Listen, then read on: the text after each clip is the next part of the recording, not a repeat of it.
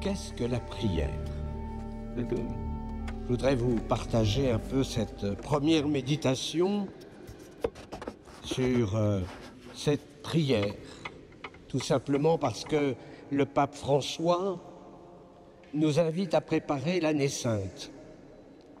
Cette année, elle s'ouvrira le 24 décembre 2024 et il nous demande de le préparer par la prière. Vous le savez sans doute, le thème, c'est Pèlerins de l'espérance. Ça va nous permettre d'ailleurs de retrouver cette vertu théologale si importante dans notre monde qui risque de succomber à la tentation du désespoir.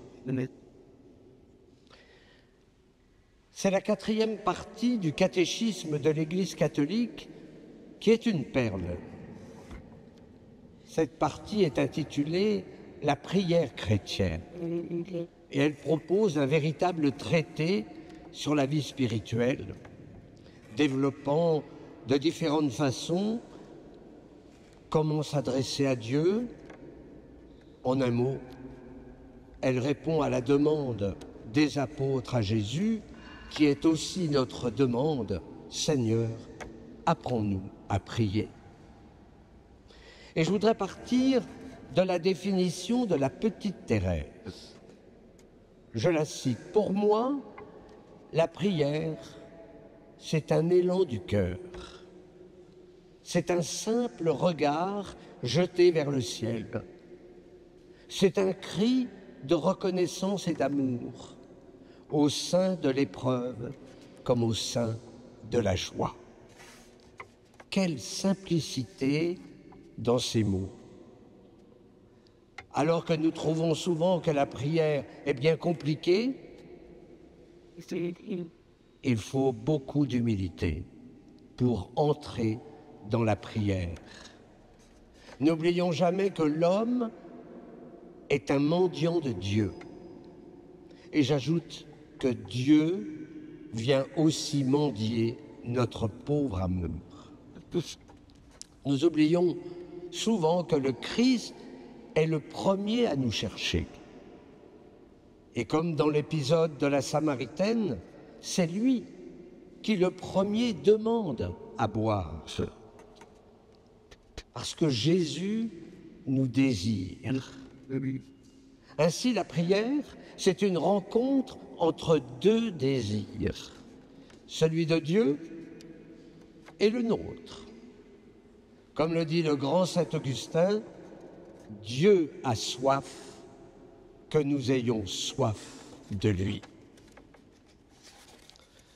L'homme est en quête de Dieu. Pourquoi? Mais tout simplement parce qu'il est créé à son image. Et toutes les religions témoignent de cette quête essentielle. Mais c'est Dieu le premier qui nous appelle. Dieu appelle et l'homme répond. La première figure sur laquelle nous devons nous arrêter est celle d'Abraham, notre père dans la foi. Son cœur est tout soumis à la parole de Dieu. Abraham obéit. Ainsi, la première attitude, c'est l'écoute du cœur. L'écoute. Écouter le Seigneur avec notre cœur. Et le premier drame, c'est l'épreuve de la foi en la fidélité de Dieu. Que de fidèles, pas vous naturellement, pas celles et ceux qui m'écoutent, mais que de fidèles n'ont pas confiance en l'action de Dieu. D'abord, et cette expérience, c'est qu'ils ont l'impression que Dieu ne répond pas. Dieu ne parle pas. Pire, Dieu est absent. Je dis souvent, attention, si vous vous mettez à prier et que vous entendez des voix, je peux vous assurer que ça va vous faire un choc. Donc, que Dieu ne parle pas trop, c'est bien. Mais écoutez, écoutez. Abraham, lui, il a cru en Dieu. Et même si le Père lui demande de lui offrir son fils unique, qu'il a eu tant de mal à avoir, Abraham obéit. Belle figure d'Abraham, l'obéissance de la foi. Avec Jacob, rappelez-vous la belle figure de Jacob qui lutte toute la nuit contre ce personnage mystérieux. Qu'est-ce que ça veut dire? Mais ça veut dire que la prière est un combat. Le combat de la foi et la victoire, de la persévérance. On entre dans la prière comme dans un combat. Et moi, je peux vous donner une série de combats. Le temps. Combien de temps? Est-ce que 2 ou 3 minutes, ça suffit? Le lieu. Naturellement, si vous le faites dans votre lit, c'est dangereux. Ça s'appelle l'oraison de Saint-Pierre. Et vous dormez toute la nuit. Remarquez, vous dormez dans les bras de Jésus. C'est pas mal. Les distractions. C'est curieux. Dès qu'on s'y met, l'esprit part ailleurs. Le silence qui fait peur. L'inefficacité. Je prie, mais ça ne sert à rien. Et je pourrais continuer la litanie. Jacob, le combat de la foi. Quant à Moïse, Moïse, c'est le médiateur. Tout au long de l'Exode, eh bien, sa prière, là, c'est le modèle de l'intercession. En effet, il intervient sans cesse auprès du Père pour calmer sa colère. Parce que le peuple élu, il a la nuque raide. Mais Moïse s'appuie sur le fait que Dieu est amour. Dieu est juste. Dieu est fidèle. Dieu ne peut pas se contredire. Et s'il se souvient de ses actions merveilleuses, Dieu n'abandonnera jamais son peuple. Moïse, le médiateur par excellence. Autre belle figure, encore dans l'Ancien Testament, Samuel. Samuel, lui, il a appris à se tenir devant le Seigneur grâce à sa mère, Anne. Il sait comment écouter la parole de Dieu. Rappelez-vous cette belle scène avec le prêtre Élie. Parle, Seigneur, ton serviteur écoute. Et surtout, le prêtre Élie, qui est sans doute un bon directeur spirituel, lui dit « Ne te précipite pas. C'est pas parce que tu entends le Seigneur qu'il faut que tu crois déjà que tu es un grand saint. Va te coucher. » Et il revient. Va te coucher. Mais si vraiment le Seigneur t'appelle, alors réponds, parle Seigneur, ton serviteur écoute. C'est notre attitude aussi dans la prière. Je pourrais évoquer aussi le roi David, qui prie pour son peuple. Sa prière, c'est une adhésion filiale à la promesse divine. C'est une confiance aimante, joyeuse, en celui qui seul est le roi et Seigneur. David, c'est le premier prophète de la prière juive et j'ajouterais chrétienne, à travers les psaumes, où la parole de Dieu devient prière de l'homme. Le psautier constitue le chef-d'œuvre de la prière dans l'Ancien Testament. N'hésitez pas à prier aussi les psaumes tranquillement. Prier et accompli dans le Christ, les psaumes sont un élément essentiel et permanent de la prière de son Église. Ils sont adaptés aux hommes de toutes conditions et de tout temps. On se retrouve dans les psaumes.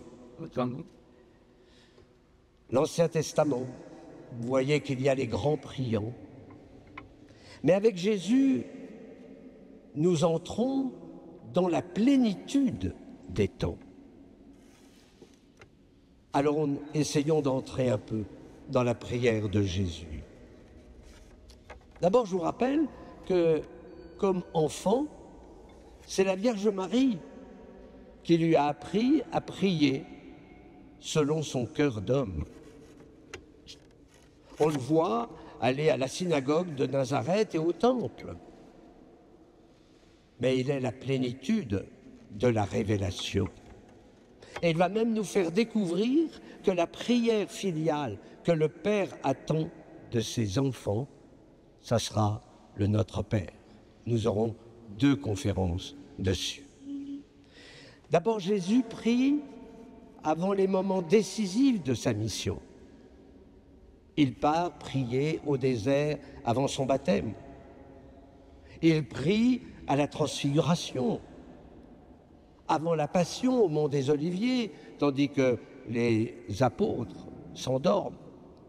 Il prie avant de choisir ses disciples. C'était une conversation avec son Père. On choisit Pierre? Oh bah oui. Ah, il est comme ci, il est comme ça. Mais qu'est-ce que tu veux? Peut-être que Dieu lui a dit, tu prends un risque. Eh ben oui, j'ai pris le risque. Et c'est Pierre.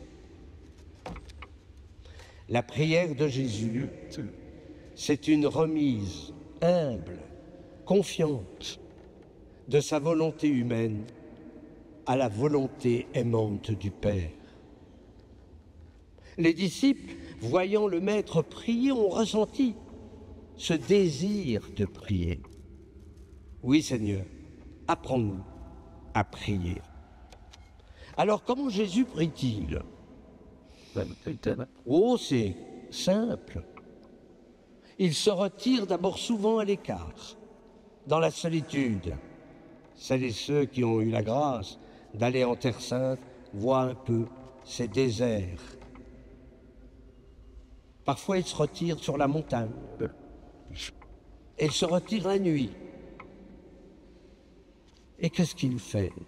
Eh bien, il porte les hommes dans sa prière. Il les offre au Père en s'offrant lui-même. J'ai eu la grâce d'assister plusieurs fois à la messe de Saint Jean-Paul II.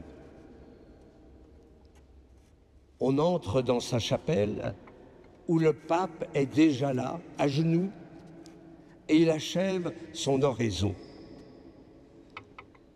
Il porte sa tête entre ses mains. Il porte sur ses épaules tout le poids du monde. Un grand silence, coupé parfois par un souffle qui exprimait sa souffrance et son intercession. Les évangélistes nous rapportent aussi 2 prières d'action de grâce. En Saint Luc, je le cite, Saint Luc 10, 21, « Père, je proclame ta louange. Ce que tu as caché aux sages et aux savants, tu l'as révélé aux tout petits. Oui, Père, tu l'as voulu ainsi dans ta bienveillance. Avant que le don soit donné, Jésus adhère à celui qui donne. C'est dire que le donateur est plus précieux que le don accordé. Père, je te rends grâce de m'avoir exaucé. Le Père écoute toujours notre demande. Et c'est vrai que quand Jésus prie, eh bien, il nous apprend à prier son Père.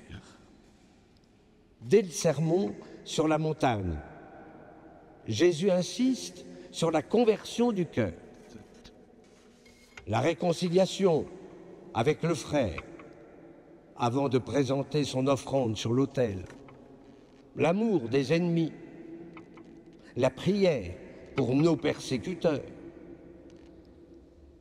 Et il nous dit aussi, priez dans le secret. Priez le Père dans le secret de votre chambre, dans le secret de votre cœur. Ne pas rabâcher de multiples paroles. On parle trop dans la prière. On parle trop. Pardonnez aussi du fond du cœur dans la prière. Et puis il y a ce désir de la pureté du cœur. Et si nous prions, c'est parce que nous recherchons le royaume. Le cœur désireux de se convertir apprend à prier dans la foi. Mais alors vous me direz, qu'est-ce que la foi? C'est une adhésion filiale au Père, au-delà de ce que nous sentons ou ressentons. La foi, elle est devenue possible parce que le Fils nous fait entrer dans le mystère du Père. C'est pourquoi Jésus peut nous demander de chercher et de frapper, puisqu'il est lui-même la porte et le chemin qui nous conduit vers le Père. Et il nous apprend l'audace filiale. Nous manquons d'audace dans la prière. Tout ce que vous demandez en priant, croyez que vous l'avez déjà reçu. Tout est possible à celui qui croit.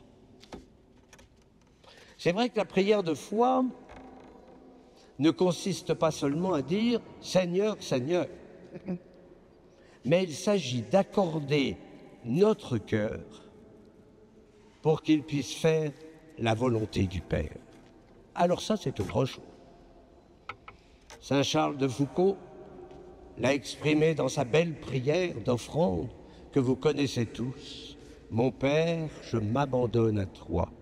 Fais de moi ce qu'il te plaira. » On ne se rend pas toujours compte de la portée de notre prière. Fais de moi ce qu'il te plaira. Je suis prêt à tout. J'accepte tout pourvu que ta volonté se fasse en moi. Dans la prière, nous veillons, et c'est ainsi que nous n'entrons pas en tentation. Désormais, quand on est en communion avec le Christ, nous pouvons demander au Père en son nom. Et tout, c'est l'assurance que notre prière sera exaucée. Vous allez me dire, oui, mais moi, j'essaye de faire tout ça, mais je n'obtiens pas ce que j'ai demandé. Je dis souvent loucher, parce que c'est à côté que c'est. On reçoit beaucoup plus. Et d'ailleurs, de temps en temps, il faut faire un peu, voilà, le point sur tout ce que le Seigneur m'a accordé depuis mon enfance. Jusqu'ici, Jean 16, jusqu'ici, vous n'avez rien demandé en mon nom. Demandez et vous recevrez. Et votre joie sera parfaite. Dans l'Esprit Saint, la prière chrétienne est une communion d'amour avec le Père. Non seulement par le Christ, mais en lui. Notre prière, elle est trinitaire. Souvent j'entends les gens me dire « Ah ben moi je prie le Père, même si c'est pas très facile de se représenter le Père. Ah ben moi je prie le Fils. » Ouais. Et puis d'autres, plus charismatiques, disent ben moi je prie l'Esprit Saint. Mais il faut prier les trois en même temps. Hein. Je ne peux pas les séparer comme ça, donc vous inquiétez pas. Hein. Même si vous priez le Père ne va pas se disputer avec le Fils parce que on se tournerait peut-être plus vers le Fils. Et non, notre prière, elle est trinitaire. Et dans l'Évangile, Jésus répond toujours à la prière qu'il implore avec foi. Va en paix, ta foi t'a sauvé. Il ne faudrait pas oublier aussi la prière mariale. l'Évangile nous révèle comment Marie prie, comment elle intercède dans la foi. Rappelez-vous son audace à Cana. C'est là où elle nous livre son testament spirituel. Le drame, il n'y a plus de vin. Bah, vous vous rendez compte, pour des noces, c'est la catastrophe. Et Marie est audacieuse. Et elle se tourne vers le Fils, qui lui dit, c'est pas mon heure, qu'importe. Elle le met, j'allais dire, devant le fait accompli. Elle appelle les serviteurs et elle nous dit cette phrase importante. Tout ce que mon fils vous dira, faites-le. Et au pied de la croix, Marie est la femme. Elle est là, la nouvelle Ève, la mère des vivants. Elle devient notre mère. Jésus nous l'a confiée. Et nous sommes ses enfants. Marie, elle a ce beau charisme du Magnificat, qui est le témoin de son offrande généreuse, de tout son aide dans la foi. Pas simple de dire fiat, mais après avoir dit fiat, elle a chanté Magnificat. Je voudrais maintenant regarder les grandes traditions liturgiques, spirituelles de l'Église, qui sont encore aujourd'hui normatives de la prière chrétienne. Tout d'abord, la bénédiction. Elle exprime le mouvement de fond de la prière chrétienne. C'est la rencontre entre Dieu et l'homme. La prière de bénédiction est la réponse de l'homme au don de Dieu. Parce que Dieu bénit, c'est-à-dire comble de bienfaits, parce que Dieu bénit, le cœur de l'homme peut bénir en retour celui qui est la source de toute bénédiction. Il y a la bénédiction qui monte, portée par l'Esprit Saint, par le Christ vers son Père, et tantôt, cette bénédiction implore la grâce de l'Esprit qui, par le Christ, descend d'auprès du Père. Elle monte et elle descend. Prière de bénédiction. Il y a ensuite la prière d'adoration, où l'homme se reconnaît créature devant le Créateur. Cette prière d'adoration exalte la grandeur du Seigneur, qui nous a fait, et la toute-puissance du Sauveur qui nous libère. Et il nous libère du mal, de la mort, de la souffrance. C'est vrai que cette prière fait grandir notre humilité. Quand on veut vraiment avancer dans cette vertu fondamentale qu'est l'humilité, il faut cette prière d'adoration. Et ensuite les prières de demande. Ben, c'est par cette prière que nous concrétisons notre relation à Dieu. La demande est un retour à Dieu.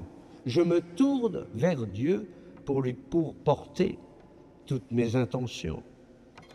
La prière de demande, c'est justement un signe d'espérance, parce que nous attendons le retour de Dieu. Nous attendons sa réponse. Il y a la demande de pardon, qui est vraiment la première, ou le premier mouvement, si vous voulez, de la prière de demande. C'est d'ailleurs le préalable de la prière juste et pure. Mais la demande chrétienne, elle est d'abord centrée sur le royaume.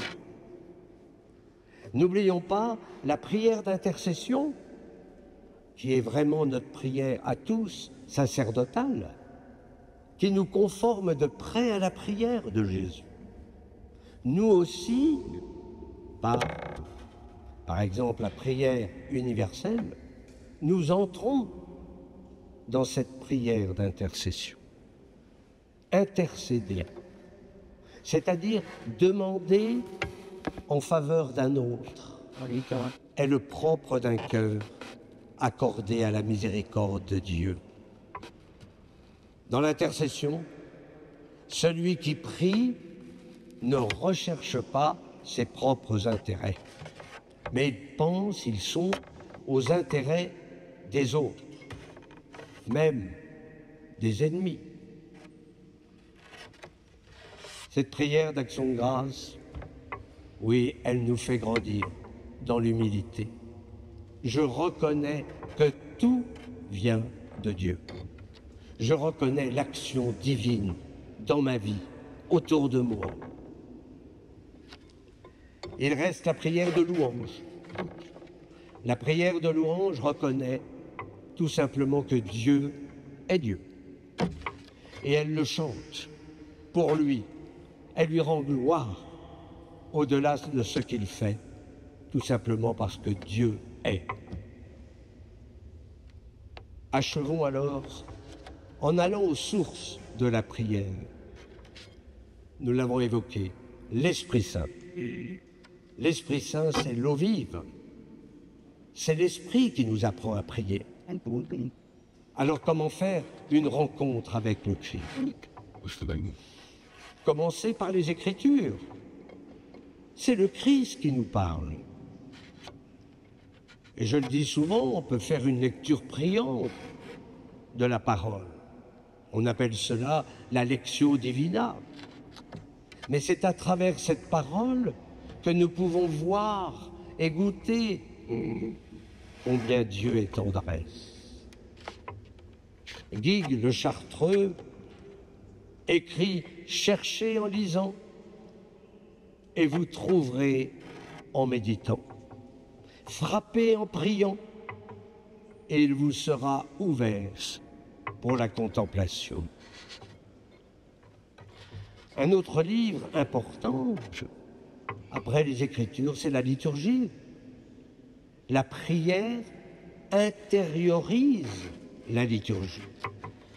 Comme dit encore saint Augustin, deviens ce que tu reçois. Même au plus secret de notre cœur, la prière est toujours prière de l'Église. Elle est toujours communion avec la Trinité Sainte. Les trois vertus théologales, la foi, l'espérance et la charité, sont aussi des sources de la prière. Vous connaissez cette belle prière du curé d'Ars. « Je vous aime, ô mon Dieu, et mon seul désir est de vous aimer jusqu'au dernier soupir de ma vie. Je vous aime, ô mon Dieu, infiniment aimable, et j'aime mieux mourir en vous aimant que de vivre sans vous aimer. Je vous aime, Seigneur, et la seule grâce que je vous demande, c'est de vous aimer éternellement. Mon Dieu, si ma langue ne peut dire à tout moment que je vous aime, je veux que mon cœur vous le répète autant de fois que je respire. » On comprend pourquoi il est seul. Il n'est pas d'autre chemin de la prière que le Christ. Elle n'a accès au Père que si nous prions dans le nom de Jésus. L'Ancien Testament nous rappelle que le nom divin est indicible. Mais en assumant notre humanité, le Verbe de Dieu nous donne et nous pouvons l'invoquer. Aujourd'hui, on peut dire « Abba, Père ». Jésus, Yahvé, sauve. Son nom est le seul qui contient la présence. Jésus est ressuscité et quiconque invoque son nom accueille le Fils de Dieu qui l'a aimé et s'est livré pour lui.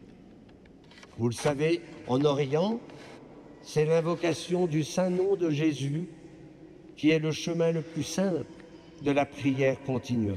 Il suffit de prononcer le nom de Jésus à chaque respiration. Jésus. Et vous le faites 100 fois, 200 fois si vous voulez. Et vous pourrez dire comme saint Paul, ce n'est plus moi qui vis, c'est le Christ qui vit en moi. Mais nul ne peut dire Jésus est Seigneur que sous l'action de l'Esprit Saint. 1 Corinthiens 12, 3. Chaque jour, nous sommes invités à implorer l'Esprit. J'aime cette séquence de la Pentecôte. Viens, Esprit Saint, emplis les cœurs de tes fidèles et allume en eux le feu de ton amour. L'Esprit Saint, dont l'onction imprime tout notre être, c'est le maître intérieur de la prière chrétienne. C'est l'artisan de la tradition vivante de la prière.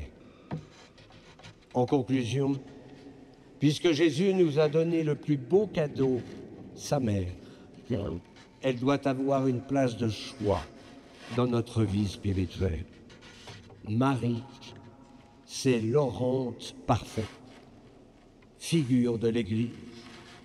Quand nous la prions, nous adhérons avec elle au dessein du Père. Nous prions avec elle. La prière de l'Église est comme portée par la prière de Marie. Elle lui est unie dans l'espérance. Amen.